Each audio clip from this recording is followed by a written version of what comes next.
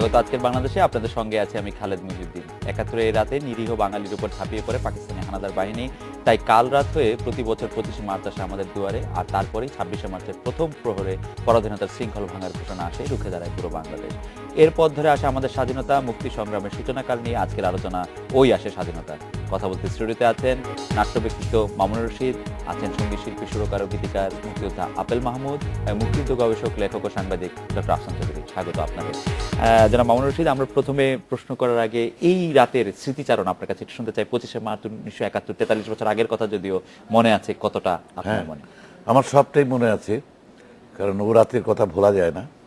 আমরা মার্চ মাসেই থেকেই আমরা দেখছিলাম যে একটা থমথমে আবহাওয়া বিরাজ করছে, এবং এটা একটা পর্যায়ে গিয়ে আলোচনাও ভেঙে গেল পশ্চিম পাকিস্তানি নেতৃবৃন্দের সাথে। তখন আমরা একেবারেই নিশ্চিত যে একটা কিছু বড় ধরনের ঘটতে যাচ্ছে।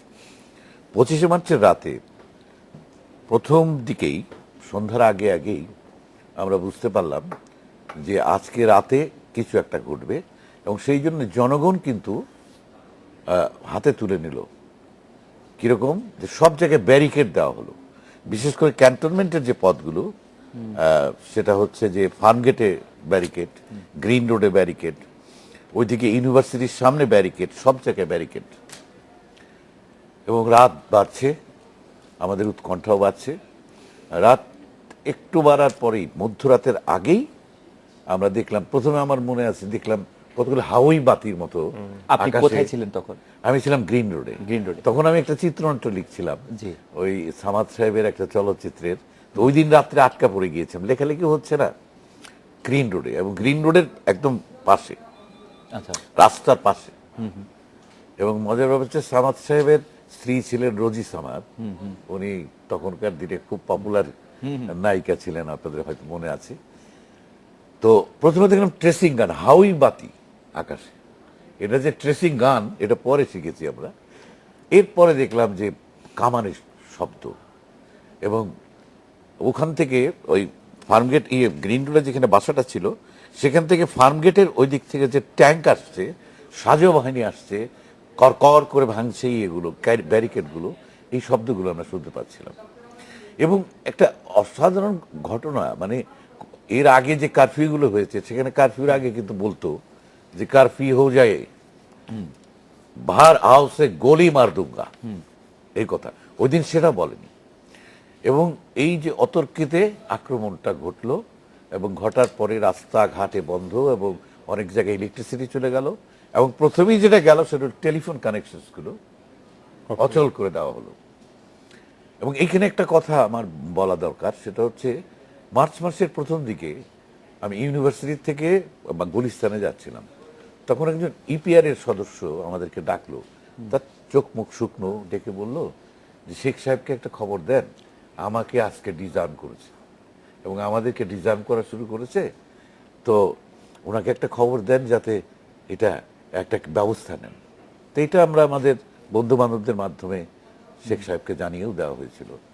তো তখন এটা নিয়ে কোনো রেসপন্স ওই দিক থেকে আর আসে নাই। যাই হোক, তো ওই রাতে তখন আমি কানেক্ট করা শুরু করলাম, এবং কিছুক্ষণ পরেই তো বুঝতেই পারছি যে এখন পিলখানা অ্যাটাক হচ্ছে, এখন ইউনিভার্সিটি অ্যাটাক হচ্ছে। সেই সময় রেডিও টেলিভিশনে কোনো খবর পাওয়া যাচ্ছিল? রেডিও টেলিভিশন বন্ধ হয়ে গেছে। রেডিও টেলিভিশন সব বন্ধ। তখন তো রেডিও টেলিভিশন, রেডিও পাকিস্তান, হ্যাঁ, রেডিও পাকিস্তান, পাকিস্তান টেলিভিশন ওই দিন বলে নাই, পরের দিন বঙ্গবন্ধুকে যখন নিয়ে যায় তখন নিউজটা দিয়েছিল। আচ্ছা, আর পরের দিনই এর বক্তৃতাটা, ইয়াহিয়া খানের বক্তৃতাটা, যে this person cannot go unpunished, এবং আমরা মানে আমরা একটা মেজার নিতে যাচ্ছি, অ্যাকশন নিতে যাচ্ছি। এবং তখনই আমরা দেখতে পাই যে বঙ্গবন্ধুর একটা ছবি, উনি বসে আছেন টেলিভিশনে, এবং ওনাকে গ্রেপ্তার করা হয়েছে এবং পাকিস্তান নিয়ে যাওয়া সেই গ্রেপ্তার করা ছবি টেলিভিশনে দেখা। টেলিভিশন দেখি। জনাব আপেল মাহমুদ, আপনার স্মৃতিতে ২৫শে মার্চ ১৯৭১? ও তো বোধহয় হলে ছিল তখন। না, আমার একটু ভিন্ন ধরনের। আমরা সবাই জানি সিরাজুল আলম ভাই, দাদা ভাই, জি, রাজ্জাক ভাই, উনি আমাদেরকে একটা, এর আগেও বলতেন, যখন ছোট ছোট কাজ দিয়ে পাঠাতেন ময়মনসিংহ, নেত্রকোনা, তো আমাদের সাথে গ্রুপ ওয়াইজ আমরা যেতাম। তো একবার দাদা গেল তো বললো যে এইখান থেকে যুদ্ধ শুরু হবে, অর্থাৎ বন যেখানে ছিল আর কি, ময়মনসিং, টাঙ্গাইল, ওই দিক দিয়ে বন, মধুপুর, যে এখান থেকে যুদ্ধ শুরু হবে। তো উনি 15 তারিখে হঠাৎ করে, মার্চের 15 তারিখে আমাদের বেশ কয়েকজনকে ঢাকা থেকে বললেন যে তোমরা যার যার এলাকায় চলে যাও, এলাকায় থাকো, সেখানে তোমাদেরকে নেক্সট দেওয়া হবে, কি করবা না করবা। 15 তারিখে আমাদের এলাকার প্রায় 7-8 জন আমরা চলে গেলাম। তোমার এলাকাটা ভৈরব না? না, নরসিংদী। নরসিংদী। কিন্তু আমাদেরকে বলেছিল যে এমন জায়গায় বসবা স্টেশনের কাছে। তো নরসিংদী কলেজ এবং স্টেশন কাছাকাছি। 16 তারিখে জয়দেবপুরে একটা মানে প্রচণ্ড আন্দোলন শুরু হলো। একজন বাঙালি কর্নেল ছিল, তাকে সেখান থেকে সরিয়ে দেওয়ার ব্যাপারে পাকিস্তানি কর্নেল দেবে, এবং এলাকার লোকেরাই তারা এটা বাধা দিল, প্রচণ্ডভাবে বাধা দিল, দিতে পারে 19 তারিখে সেখানে 3টা শহীদ হয় জয়দেবপুরে। এবং 19 তারিখে বেঙ্গল রেজিমেন্টের কিছু আর্মি, 8 জন আর্মি উইথ আর্মস, তারা পুবাইল চলে আসে। আমি কিন্তু 15 তারিখেই নরসিংদীতে, কোনো খবর টবর কিছুই আসে না, কোনো কিছু আসে না। সবাই আমরা ঢাকা সব খবরই পাচ্ছি, প্রতিদিন লোক আসছে, প্রতিদিন যাচ্ছে। তাপু করে আমার ফ্রেন্ড, সে পুবাইলি তার বাড়ি, সেও পলিটিক্যাল সায়েন্সের ছাত্র। হঠাৎ করে সে এমনভাবে আমাদের স্টেশন মাস্টারকে ফোন করেছে, Pubail station master, railway station master. আমরা বিকেলবেলা, তখন প্রায় মাগরিবের আজানের কাছাকাছি, লোক পাঠালো যে জলদি তোমরা আসো, পুবাইল থেকে একটা ফোন আসছে, তোমাদের বন্ধু কথা বলবে। তো আমি বাচ্চু টাচ্চু আমরা কয়েকজন মিলে গেলাম স্টেশনে। দেন তাপু ফ্রম পুবাইল, সে বলতেছে যে আমার এখানে 8 জন বেঙ্গল রেজিমেন্টের আর্মি আর্মস নিয়ে এসছে, আমি তাদেরকে আর রাখতে পারবো না। কেন? যে কোনো সময় পাকিস্তানের এরা এখানে খবর টবর হয়ে যাচ্ছে, চলে আসবে। তখন নরসিংদী থেকে আমরা একটা রেলওয়ের কয়লার একটা ইঞ্জিন নিয়ে, স্টেশন মাস্টারই কিন্তু এই যে হাসান সরকার আছে এখন টঙ্গীর, তাকে বললাম, আর ইসাক ছিল ভিপি একসময় ভৈরব কলেজের, পরে জয়েন্ট সেক্রেটারি ছিল, এখন কোথায় আছে, দুজনকে বললাম যে ভৈরব থেকে এবং টঙ্গী থেকে যেন কিছু না আসে, কোনো ট্রেন যেন নরসিংদীর দিকে না আসে। And we did it. ওখান থেকে কয়লার ইঞ্জিন নিয়ে একটা কম্পার্টমেন্ট দিল স্টেশন মাস্টার সাহেব, নিয়ে পুবাইল আসলাম। আমার জীবনে অত স্পিডে আমি কখনো দেখি নাই যে কয়লার ইঞ্জিন চলতে। আবার তাদেরকে উঠিয়ে নরসিংদী গেলাম, নিয়ে স্ট্রেটও আমার বাড়িতে রাখলাম। এবং 19, 20, 21, 22, 23, 24, 25 তারিখ আমি মন্টু ভাই, তাদের সাথে কথা বললাম যে আমি এখন কি করব। আরেকজন আমার বড় ভাইয়ের মতনই ছিলেন গুলজার, ওনার বাড়িতে কিছু রাখলাম, যে রোজই শুনি যে ইপিআর আসতেছে, রোজই শুনি যে আসতেছে, আর্মি আসতেছে, একটু ঘাবড়িয়েও যাই। মুসলিম লীগের তারও প্রচণ্ডভাবে একটা, আর থানা, নরসিংদীর একটা থানা ছিল, 32 জন পুলিশ ছিল, শুধু আম্মাকে ফোনই করে, কিন্তু কেউ আসার সাহস নাই। কেউ বলে 8 জন আর 8 জন নেই, কেউ বলে 80 জন, কেউ বলে শতাধিক, কেউ বলে যে বিশাল আকারের কামান, এরকম নানান কিছু। এবং এটা আমাদের জন্য ভালো হয়েছে। 25 তারিখে সকালবেলা আমি কিন্তু ঢাকায় আসি, আইসা হলে যাই, আমার রুমে, ইকবাল হলে 132-এ। সেখানে মন্টু ভাইয়ের সাথে কথা বলি, বলে যে জলদি বঙ্গবন্ধুর এখানে যাও। গেলাম 32 নম্বরে সকালবেলা। তখন কর্নেল ওসমানী সাহেব ছিলেন, শেখ কামাল ছিল, আসম আব্দুর রব ছিল। তো বঙ্গবন্ধু ওসমানী, উনি প্রথম বিশ্বাস করতে চাচ্ছিলেন না, এমন একটা মানে অবস্থা। তারপরে কর্নেল ওসমানীকে বললেন যে আপনি তাদেরকে করবেন, রাখুন, তাদেরকে আপনি তেজগাঁও ইন্ডাস্ট্রিয়াল ফাঁকে ফাঁকে বসিয়ে দেবেন। তো যাই হোক, সেটা উনি শেষ পর্যন্ত উনি পারলেন না। পরে শেখ কামাল বঙ্গবন্ধুকে স্ট্রেট বললো যে বা আমরা কি কাজটা করতে পারি কিনা। পরে বঙ্গবন্ধু শেখ কামালকে বললো, আর রব ভাই, দুজনেই গেলো সন্ধ্যার সময়, যে একটা জিপ নিয়ে গেল, সেটা আবার ওয়ার্কস মিনিস্ট্রির চিফ ইঞ্জিনিয়ার না কে ছিল, তার ছেলে চালিয়ে গেল। ওই 8 জনকে আমি ওই জিপে উঠাই দিলাম সন্ধ্যার পরে, কিন্তু একটা আর্মস আমি রেখে দিয়েছিলাম, কেন তা বলতে পারবো না। কোথায় উঠিয়ে দিলে তো? এই নরসিংদী থেকে ওদেরকে ও গেল 8 জনকে ওই জিপে উঠাই দিলাম, জি, ওদেরকে ঢাকায় নিয়ে আসার জন্য। জনাব আফেল মাহমুদ, এই 25শে মার্চের রাতে কি আপনি ঢাকায় ছিলেন? 25শে মার্চের রাত্রে আমি ঢাকায় ছিলাম না। আমি 15 মার্চে নরসিংদী চলে যাই, 25শে মার্চ সকালবেলা আমি আসি। তারপরে 25শে মার্চে বিকেলে আবার চলে যান?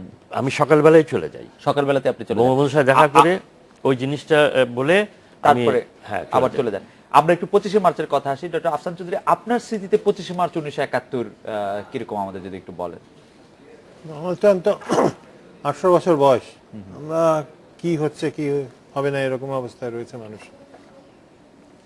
তো আমাদের রাত্রেবেলার মানে স্মৃতি হিসেবে যেটা আমার মনে পড়ে বেশি করে, সেটা হলো যে আমরা গোলাগুলির আওয়াজ শুনতে শুনতে সবাই গিয়ে ওই নিচের তলায় একটা রুমে সবাই জড়ো হলো। কোন জায়গায় এটা? এটা দিল্লি রোড, দিল্লি রোড, মগবাজার। আমাদের ওখান দিয়ে রাস্তাটা দেখা যেত, যেটা সোনারগাঁ হোটেলের রাস্তাটা। তো আমরা দেখেছি, তখন এক জায়গায় ফোন করলাম আমরা, একটা ব্যাংক, জনতা ব্যাংক ছিল এই ঠিক এই ফার্ম গেটের কাছে, যে কি দেখতে পাচ্ছেন? তখন বললো যে স্যার আমরা দেখছি ট্রাক যাচ্ছে।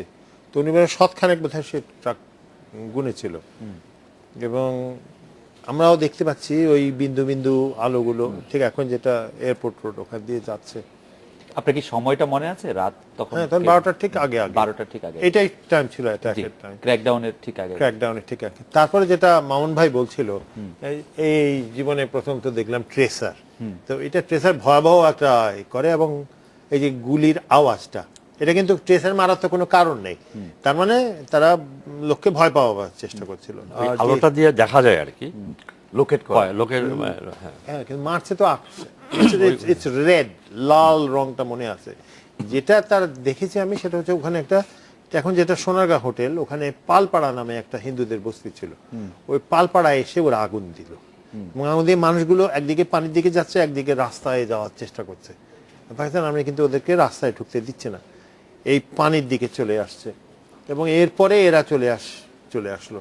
তখন আমরা ঘরের মধ্যে আশ্রয় নিয়েছি, তখন তার দেখা নেয় 2 তলা বাসা ছিল আমাদের। এইটুকু মনে আছে যে পরের দিন সকাল থেকে পালপাড়া একেবারে পুরো পালপাড়া পুড়ে শেষ, এবং আমাদের বাড়িতে এসে হিন্দু মানুষগুলো আশ্রয় নিচ্ছে, বিত্তহীন মানুষ। এটা সামনে, এবং আমার মনে আছে 26 তারিখে যখন সকালবেলা আমাদের মুখ থেকে কোনো আওয়াজ বেরোচ্ছে না, একটু অদ্ভুত, মানে কেউ যে বাধা দিচ্ছে তা তো না, কিন্তু আমার মা আমাদের সঙ্গে দেখা হচ্ছে, আমরা অঙ্গভঙ্গি করে জিজ্ঞেস করছি কেমন আছে। তো প্রচন্ড ভীতি, যেটা এটা সাংঘাতিক রকমের। এবং যারা পালপাড়া থেকে আপনাদের এখানে আশ্রয় নিয়েছিলেন, তাদের মধ্যে নারী, শিশু, বৃদ্ধ সব রকমের ছিলেন, সব ছিল।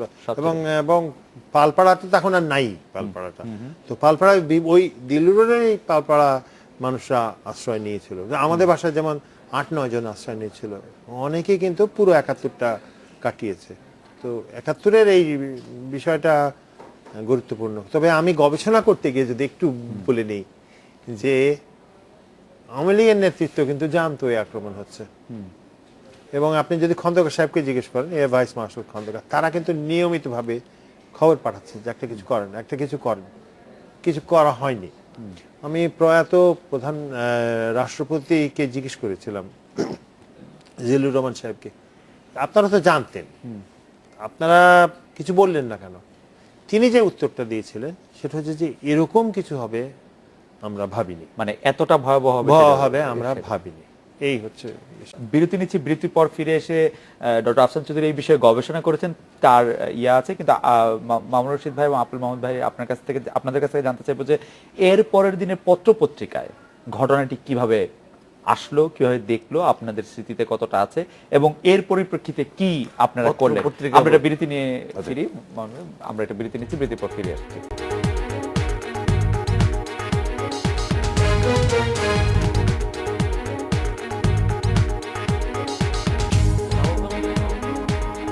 ফিরলাম আজকের বাংলাদেশে। মামুন ভাই, বিরতির আগে আপনার কাছে জানতে চেয়েছিলাম যে ওই দিনের পত্রপত্রিকা বা এর পরে প্রকাশিত পত্রপত্রিকা সম্পর্কে আপনি যদি একটু মনে করে রেডিও টেলিভিশনগুলির কথাও যদি আপনার মনে থাকে, আপনি যদি একটু বলতেন। আমাদের একজন দর্শক মনীষা উনি বলেছেন যে পৃথিবীতে কি এরকম একদিনে এত লোক নিহত হওয়ার ঘটনা আর আছে কিনা, যুদ্ধ চলছিল না যখন, তখনকার কথা উনি মিন করছেন।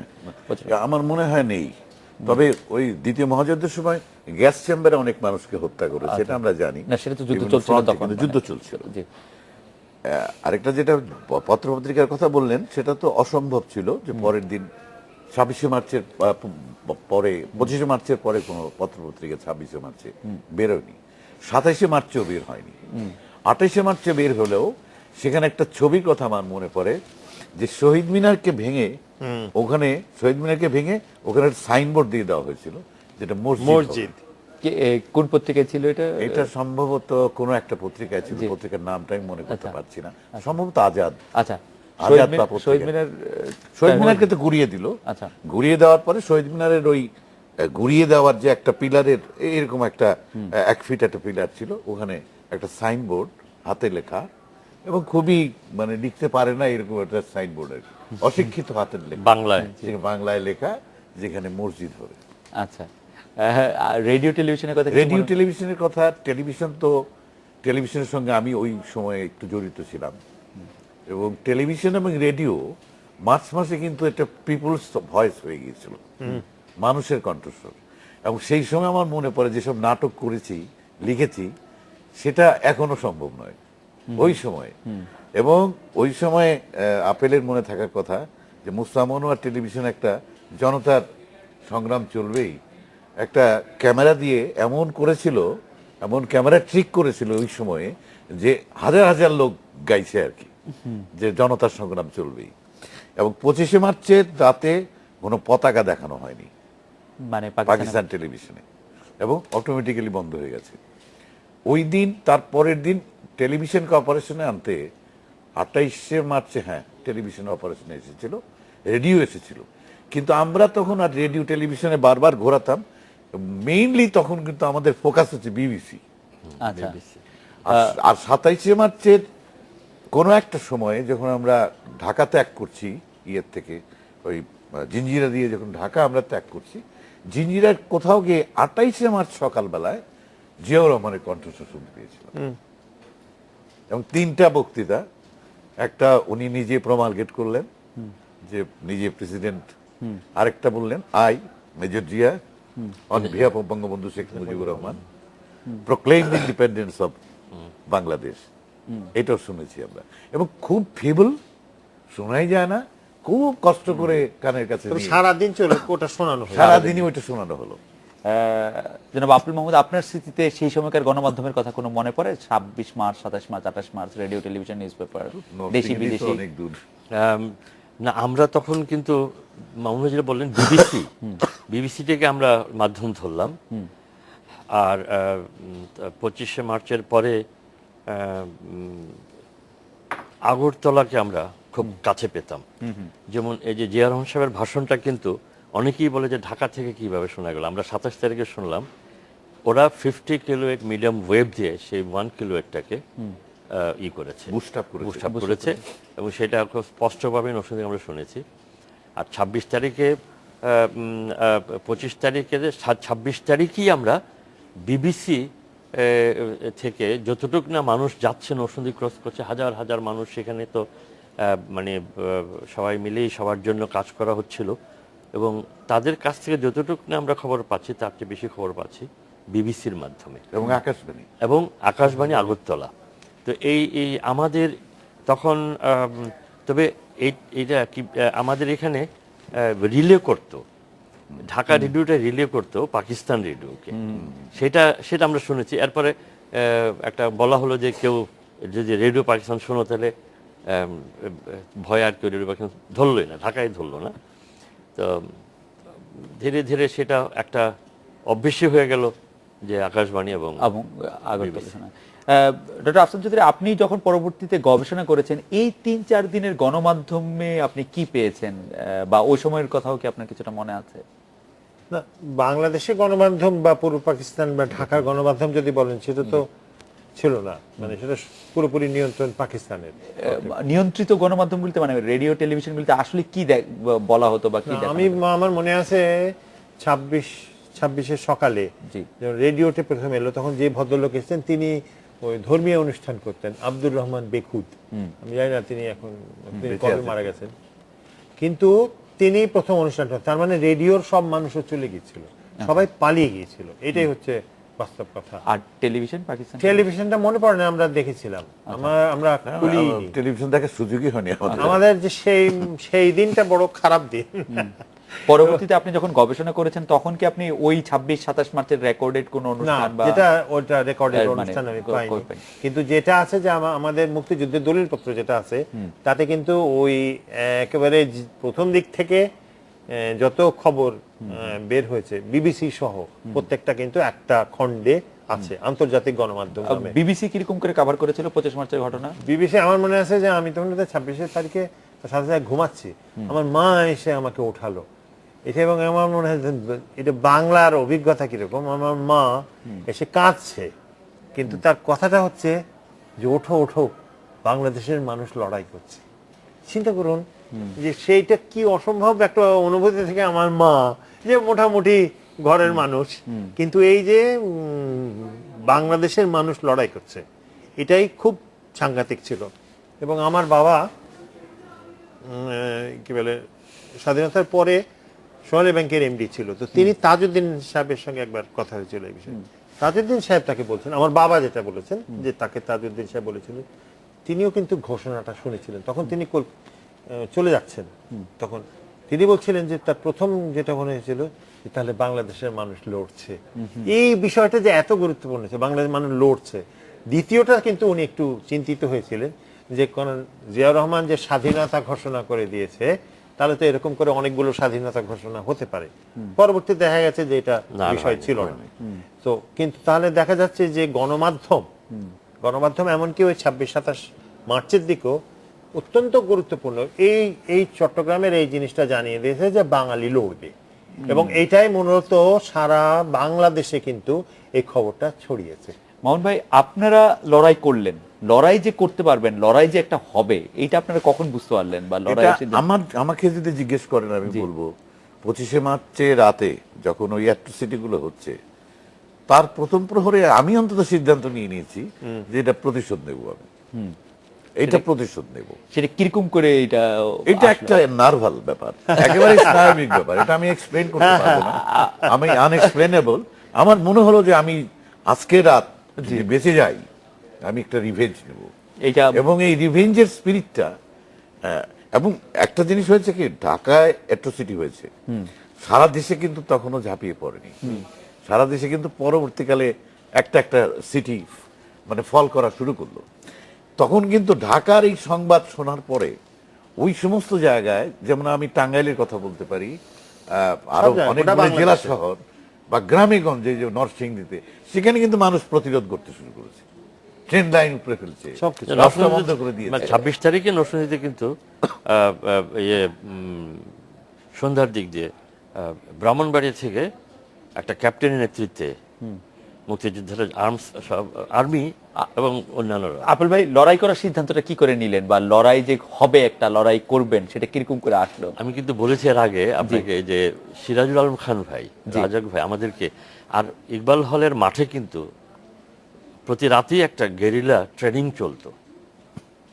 তো সেখানে আমরা মানে অনেকেই সেই ট্রেনিংগুলি দিতাম, কিন্তু আবার ভাবতাম যে এগুলি জানি বহু আগে থেকে। এবং উনি যে চলে যেতে বললো নরসিংদীতে, এবং এর প্রত্যেকটা ব্যাপারে যেন আমার মনে হলো যেন এগুলি অনেক কিছু জানা ছিল সিরাজ ভাইদের বা রাজাক ভাইদের।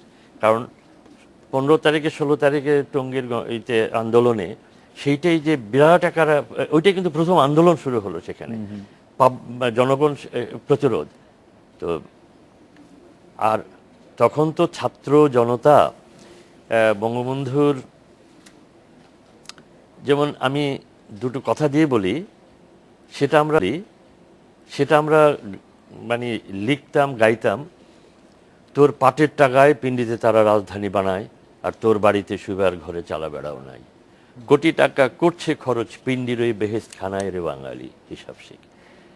এটা স্ট্রেট ওয়ে আমাদের একটা যে যুদ্ধ ছাড়া ওদের বিরুদ্ধে শুধু শুধু শুধু কথা বলে তারা স্বাধীনতা দিবে না। এবং এই যুদ্ধের এইটা শুধু কথা বলে যে দিবে না। আবার ভাই আমরা একটা বিরতি নিচ্ছি, বিরতির পরে ফিরে এসে আমি একটু ডক্টর আফসান চৌধুরীর কাছে, আপনি যেহেতু মুক্তিযুদ্ধটাতে সরাসরি অংশ গ্রহণ করেন নাই ওই সময়, গবেষক হিসেবে আপনার কাছে জানতে চাইবো যে বাঙালি কেন মনে করলো যে একটা লড়াই করে এটা জয় করা সম্ভব, এই অসম্ভব ইয়েটা কেন মনে আসলো, আপনার কি মনে হয়? আমরা একটা বিরতি নিয়ে ফিরছি, এবং পাশাপাশি আমাদের দুই মুক্তিযোদ্ধার অনুভূতিও শুনবো আমরা এ বিষয়ে।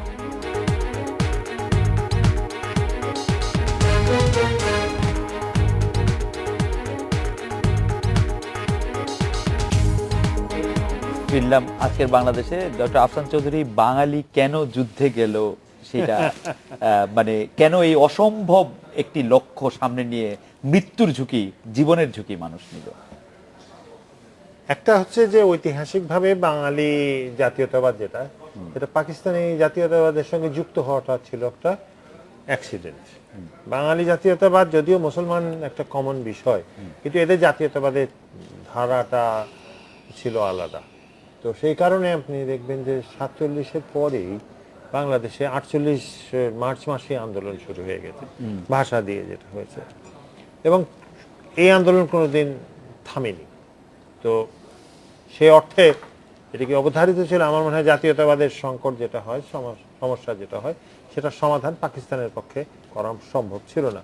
পাকিস্তান পূর্ব পাকিস্তানকে তার দেশের অংশ মনে করতো না, এটা হলো সংকটের বিষয়। এবং সেই কারণেই তারা সমাধান যেগুলো করার চেষ্টা করেছে সেগুলো শেষ পর্যন্ত গিয়ে, তো আমি বলবো যে আমার কাছে মনে হয় না এরকম একটা বোকা রাষ্ট্র পাকিস্তানের মতো পৃথিবীতে ছিল।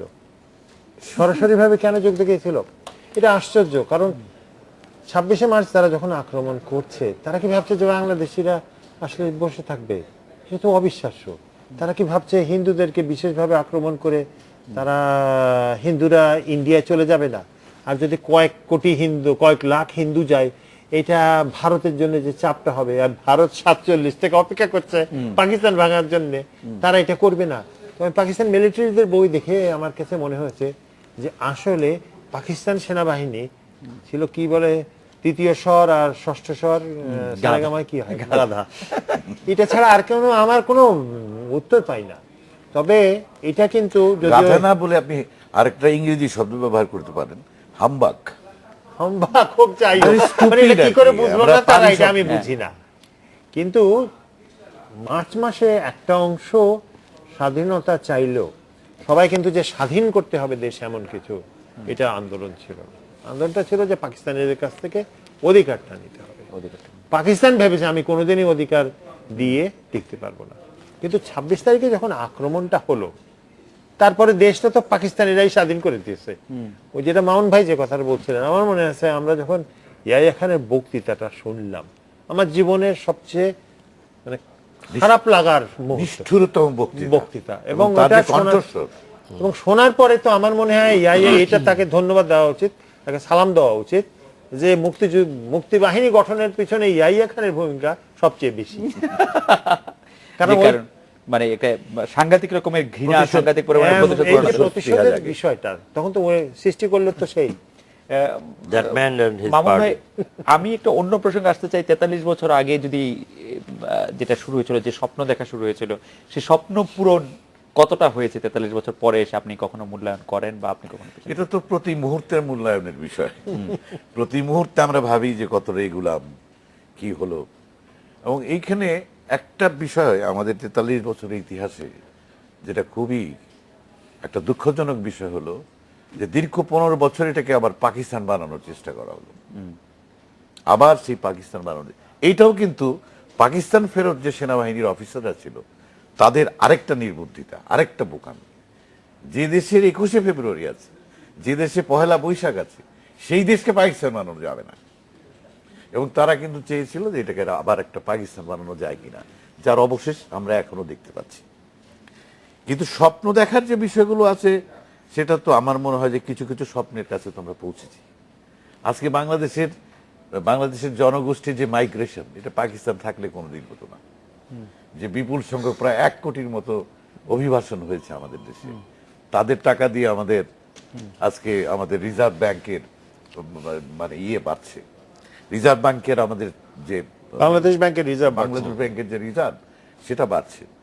আমাদের অনেকগুলি ইন্ডাস্ট্রি হয়েছে, অনেক ধরনের মানে শিক্ষা দীক্ষার ক্ষেত্রে, এমনকি আমি যখন নাকি স্বৈরাচারের সময় আমি কয়েকবার বিদেশে গিয়েছি, ইংল্যান্ডে হাই টেবিল ফেলো এই সিচুয়েশনের মধ্যে কিছু কিছু ছেলে ইংল্যান্ডের দারুণ রেজাল্ট করছে, আমেরিকায় রেজাল্ট করছে।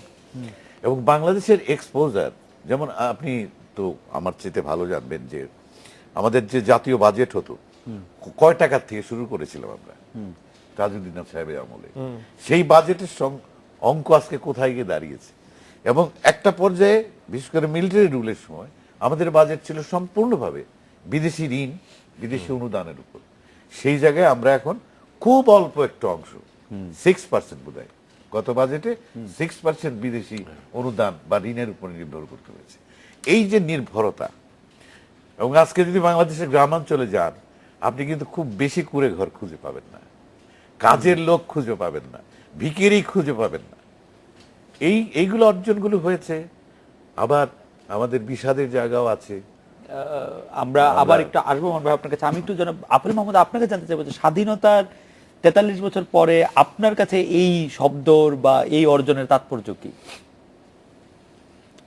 আমি বরাবরই আশাবাদী, কারণ যুদ্ধ আমরা করেছি এবং যুদ্ধ পরবর্তী পর্যায়ে সামগ্রিকভাবে আমাদের দেশের যে প্রাপ্তগুলি, মামুন ভাই বললেন আজকে ঢাকা থেকে আপনি একটা একেবারে অজপাড়াগায় আপনি কি বলে রাস্তা পাকা পাবেন, বিদ্যুৎ চলে গেছে প্রায় জায়গাতেই, এবং যে ডেভেলপমেন্ট ইন্ডাস্ট্রিয়াল সেক্টরে বলুন, ব্যবসা। তবে হ্যাঁ, বাংলাদেশের সার্বিক উন্নয়নে সাধারণ মানুষের অবদানটা এটা সাংঘাতিকভাবে আপনি সাধারণ মানুষের অবদানের কথা বললেন। আমাদের একজন দর্শক একটা প্রশ্ন করেছেন, আমি একটু ডক্টর আফসান চৌধুরী আপনার কাছে আসতে চাই এই প্রসঙ্গে। যে এরকম একটি যুদ্ধ বা মুক্তিযুদ্ধের মধ্যে দিয়ে বাংলাদেশ স্বাধীন হয়েছে, তার ফলে বা তার একটি প্রতিক্রিয়া হিসেবে আমাদের জাতীয়তাবাদটা খুব তীব্র থাকার কথা এবং খুব মীমাংসিত থাকার কথা। এটা নিয়ে এখনো এত ঝগড়া, এত বিবাদ বা এগুলি নিয়ে এখনো এত প্রশ্ন কেন? আপনার কাছে কি মনে হয় ডক্টর আফসান চৌধুরী? আমার কাছে মনে হয় যে জাতীয়তাবাদটা মীমাংসিত না। এর মধ্যে একটা বড় সংকট হচ্ছে যে আমাদের দেশে যে প্রক্রিয়ায় শাসন প্রশাসন চলে সেটা খুবই শ্রেণী ভিত্তিক। মোটামুটি বাংলাদেশের স্বাধীনতা যুদ্ধের সবচেয়ে লাভবান শ্রেণী হচ্ছে বড় লোক শ্রেণী, এবং বড় লোক শ্রেণী যখন ক্ষমতায় আসে একেবারেই গরিব আর মধ্যবিত্তকে বাদ দিয়ে, যেটা বাংলাদেশের ক্ষেত্রে হচ্ছে, রাষ্ট্র যখন বড় লোকের হয়ে যায় তখন কিন্তু আপনার জাতীয়তাবাদ মীমাংসিত থাকে না। কারণ আপনি বলেন যে আমার জাতীয়বাদ নির্মিত হয়েছে তো প্রথমত হিন্দুদের বিরুদ্ধে, ইংরেজদের সুবিধা পাওয়ার বিরুদ্ধে, শেষ পর্যন্ত গিয়ে দাঁড়িয়েছে পাকিস্তানিদের বিরুদ্ধে। আমরা কিন্তু অনেকগুলো স্তর পার হয়ে এসেছি। শেষ পর্যন্ত গিয়ে আমরা তো 72-এ ছিলাম, আমরা সবাই তো 72-এ দেখেছি। 72-এ যে কালোবাজারি, লুটতরাজ, যে হাইজ্যাকিং হয়েছে, এটা তো মীমাংসিত জাতীয়তাবাদের চিহ্ন না। এইটাও আপনি একটু গবেষক হিসেবে আপনাকে জানতে চাইবো, আমি অবশ্য বিরতির পরে সে মামুন ভাইকে জানতে চাইবো, সদ্য স্বাধীন একটা দেশকে নিয়ে আমাদের দেশেরই লোকজন কেন এত লুটপাট, কেন এত হানাহানি? আমাদের দেশের লোকজন কিন্তু লুটপাট শুরু করেছে 71 সালে। আমাদের দেশে এইগুলো যেহেতু আমাদের এই চর্চার বাইরে চলে গেছি আমরা, 71 সালে লুট হয়েছে। এবং আমি অনেকগুলো হিসেব করছি, আপনি যদি আবুল বরকতের দলিলও দেখেন দেখবেন লুট শুরু হয়েছে। আমি এমন কোনো জায়গায় যেতে পারবো না যে যেখানে হিন্দু সম্পত্তির লুট হয়নি বা গরিবের সম্পত্তির লুট হয়নি। তার মানে আমাদের ঐতিহ্যটা, এটা একদিকে যেমন সাধারণ মানুষের ঐতিহ্য হয়েছে এবং যে ঐতিহ্যকে আমরা জানি না। কারণ আপনি যদি দেখেন যে যারা বই লেখেন তারা সবাই কিন্তু অবস্থাপন্ন, সবাই প্রিভিলেজ, আপনি একটা সৈন্য তো কোনো বই লেখে না, আপনি একটা কৃষক তো বই লেখেন না যে আমার 71 এরকম ছিল। লেখে যারা, তারা হচ্ছে অবস্থাপন্ন এবং তাদের নির্মিতি হচ্ছে বাংলাদেশ। এখন আমরা ওই দিকে তাকাইনি, আমরা কোনো বিষয় ভাবিনি যে জাতীয়তাবাদের মীমাংসাটা মানেটাকে।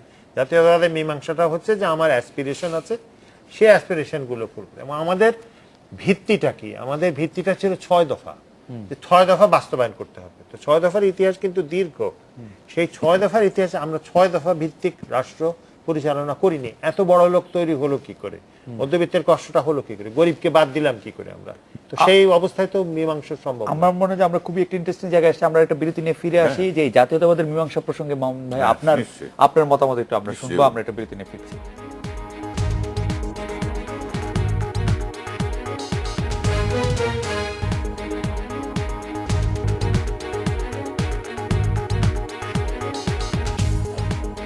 ফিরলাম আজকের বাংলাদেশে। মামুন ভাই, আমরা একদম শেষ পর্যায়ে চলে আসছি, তারপরেও যে প্রসঙ্গটা আসছিল যে জাতীয়তাবাদটা প্রসঙ্গে আপনি বলতে চাইছিলেন, ডক্টর আফসার চৌধুরী বললেন সেই অর্থে জাতীয়তাবাদ গড়ে উঠে নাই আমাদের মধ্যে এখনো। এইটা একটা ঐতিহাসিকভাবে যদি দেখি, আমরা সংস্কৃতিগত দিক থেকে যদি দেখি, আমাদের অভ্যন্তরে একটা জাতীয়তাবাদী চেতনা আছে। চেতনাবাদটা না থাকলে বাংলাদেশে এত বড় মুক্তিযুদ্ধ হতো না।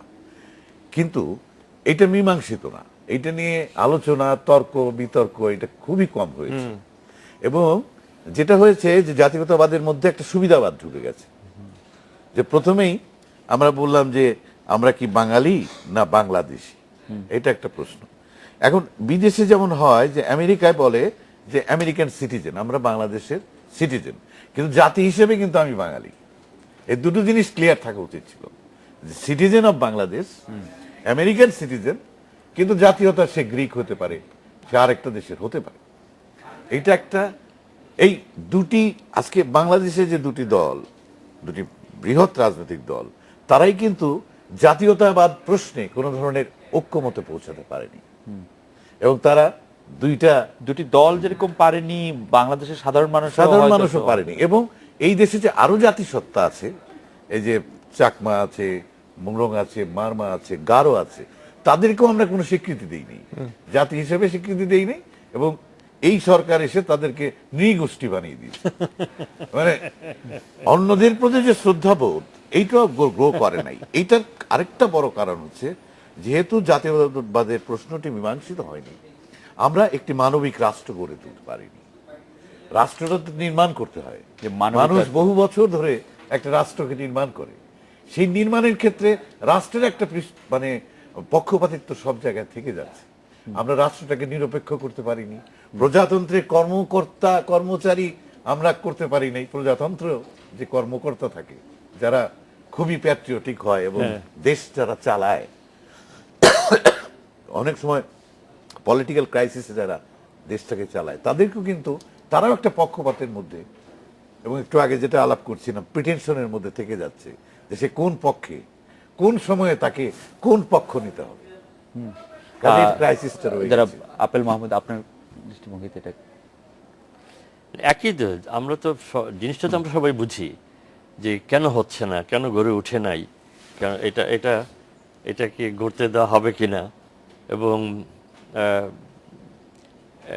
এটা কি যখন কোন একটা জিনিস মানে অত্যন্ত সজাগ দৃষ্টিতে, সজাগভাবে যখন একটা বস্তুকে খণ্ডিত করা হয়, জেনে শুনে যখন করা হয়, তখন সেইখানে সেটাকে জোর লাগানো বড় কঠিন, ভীষণ কঠিন হয়ে যায়।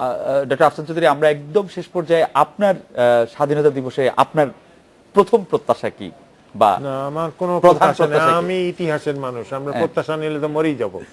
আমার তবে এটা মনে হয় যে এই রাষ্ট্রটা মূলত গরিবকে অস্বীকার করেছে। এটা কিন্তু একটা খুব এটা আমিও মৌলিক একমত। বিষয়। এবং এরকম পৃথিবীর কোনো দেশে যে সবাই মিলে যুদ্ধ করবে, কিন্তু শেষ পর্যন্ত সুবিধাটা পাবে কেবলমাত্র বড় লোকরা, আর গরিবদেরকে আমরা সম্পূর্ণ অস্বীকার করব, এটা ইতিহাসে যারা বলেন যে কত লোক মারা গেছে ইতিহাসে সবচেয়ে বেশি, তার চেয়ে বলে এরকম ভাবে বিশ্বাসঘাতকতা গরিবের সঙ্গে, সাধারণ মানুষের সঙ্গে কোনো দেশের জাতীয়তাবাদী আন্দোলনে হয় না, এবং এটা ঘটেছে।